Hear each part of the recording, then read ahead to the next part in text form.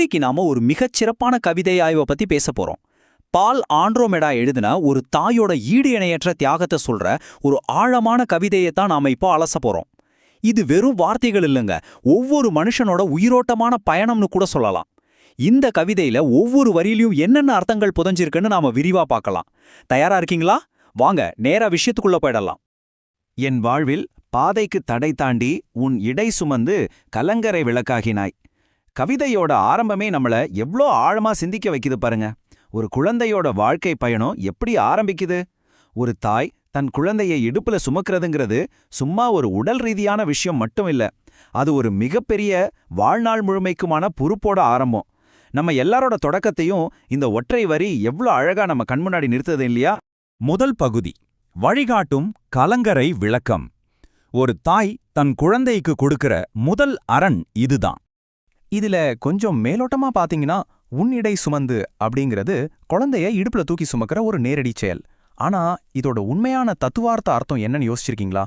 வாழ்க்கையோட அத்தனை தடைகளையும் தாண்டி நடுக்கடல்ல தவிக்கிற கப்பல்களுக்கு இருட்டுல வழிகாட்டுற ஒரு கலங்கரை விளக்கமா ஒரு தாய் மாறுறாங்க அப்படிங்கிறது தான்.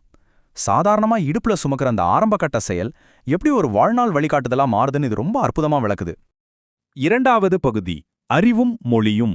உடல் ரீதியான பாதுகாப்புக்கு அப்புறம் ஒரு மனிதனோட சிந்தனையும் அடையாளமும் எப்படி உருவாகுதுன்னு பார்க்கலாம். இப்போ கவிதையோட இரண்டாவது வரிய பாப்போம். மொழியை தன் விழியாக்கி எந்தனுக்கு அறிவை வளர்த்து அகராதி சொல்லாக்கினாய். இந்த வரியோட ஆழத்தை கொஞ்சம் சிந்திச்சு பாருங்க. ஒரு சின்ன குழந்தைக்கு இந்த உலகம் எப்படி தெரியும்? நிச்சயமா தாயோட கண்கள் வழியாதான், சரிதானே? இங்க மொழியே தன் விழியாக்கி அந்த குழந்தையோட அறிவை ஒரு தாய் வளர்க்கிறதா கவிஞர் சொல்றது உண்மையிலே ஒரு அபாரமான கற்பனை.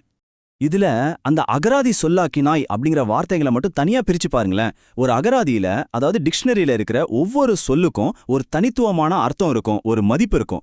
அதே மாதிரி தான் இந்த சமூகத்துல ஒரு குழந்தைக்கு தேவையான வரையறையையும் அதோட அர்த்தத்தையும் மதிப்பையும் ஒரு தாய்மொழி வழியாகவும் அறிவின் வழியாகவும் கத்துக் கொடுக்கறாங்க. இது ஏதோ வெறுமனே பேசுறதுக்கான பயிற்சி இல்லைங்க, ஒரு முழுமையான மனிதனை உருவாக்குறதுக்கான மிக முக்கியமான அடித்தளம். மூணாவது பகுதி சித்திரையின் தியாகம். அறிவு கொடுத்தாச்சு, அடுத்ததா மனித வாழ்வோட ரொம்பவுமே உணர்வுபூர்வமான கட்டம் இது.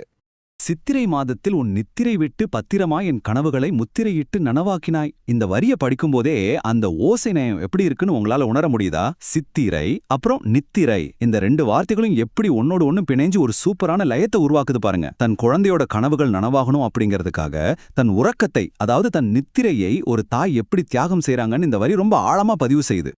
இதுல நம்ம கவனிக்க வேண்டிய மிக முக்கியமான ஒரு கலாச்சார குறிப்பு இருக்கு. அது என்னன்னா, கவிஞர் ஏன் குறிப்பா சித்திரை மாதத்தை சொல்லணும்? தமிழ் கேலண்டர் படி பாத்தீங்கன்னா சித்திரை அப்படிங்கிறது கோடையோட உச்சகட்டம்.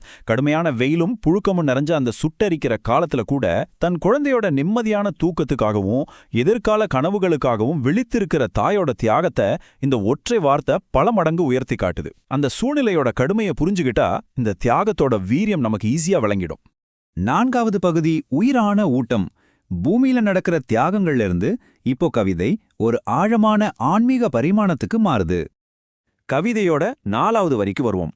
உன் இரத்தத்தை என் உடலுக்கு உணவாக்கி இறை சித்தத்தை கையில் ஏந்தி பக்தி சுரம் மீட்டினாய். இது தாய்ப்பால் கொடுக்கறதோட உன்னதத்தை ரொம்ப நெகிழ்ச்சியா சொல்லுது. தன் இரத்தத்தையே பாலாக, அதாவது உணவா மாத்தி ஒரு உயிருக்கு ஊட்டம் தருது அப்படிங்கிறது இயற்கையோட உச்சக்கட்ட தியாகம்னு உறுதியா சொல்லலாம். இந்த ஒற்றை வரிய நம்ம 3 ஆழமான படிகளா பிரிச்சு பார்க்கலாம்.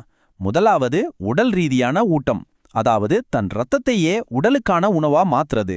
2வது படி ஆன்மீக வழிகாட்டுதல், இறைவனோட சித்தத்தை, அதாவது கடவுளின் அருளை கையில ஏந்துறது. 3வது படி பக்திய ஊட்டுறது, தன் குழந்தையோட மனசுல பக்தியையும் நற்பண்புகளையும் ஒரு இனிய இசைய போல மீட்டுறது. வெறும் உடல் ரீதியான தேவையை மட்டும் பூர்த்தி செய்யாம ஒரு ஆன்மாவுக்கான வழிகாட்டுதலையும் ஒரு தாய் எப்படி படிப்படியா செய்றாங்கன்னு இது ரொம்ப தெளிவா காட்டுது.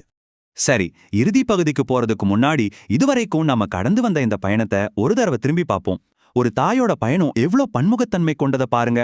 உடல் ரீதியா குழந்தைய இடுப்புல சுமக்கிறதும் ரத்தத்தை உணவாக்குறதும், அறிவு ரீதியா மொழிய கத்துக் கொடுத்து சமூகத்துல ஒரு அடையாளத்தை உருவாக்குறதும், உணர்வு ரீதியா கடுமையான கோடையில தன் தூக்கத்தை தொலைச்சு குழந்தையோட கனவுகளை பாதுகாக்கிறதும், கடைசியா ஆன்மீக ரீதியா இறை நம்பிக்கையும் பக்தியும் ஊட்டுறதும், இந்த ஒட்டுமொத்த தியாகங்களும் தான் ஒரு மனிதனை முழுமையாக்குது, இல்லையா?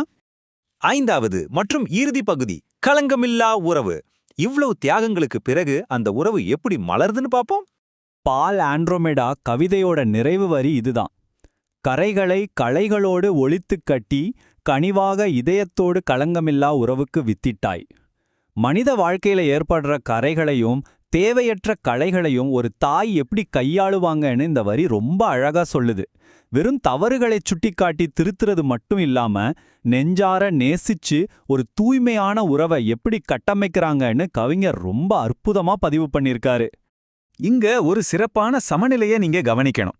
ஒரு பக்கம் பாத்தீங்கன்னா கரைகளையும் களைகளையும் ஒழித்து கட்டுவது அப்படிங்கிற ஒரு கண்டிப்பான உறுதியான செயல், மறுபக்கம் அதோட விளைவா உழுவாகிற கலங்கமில்லா தூய்மையான உறவு.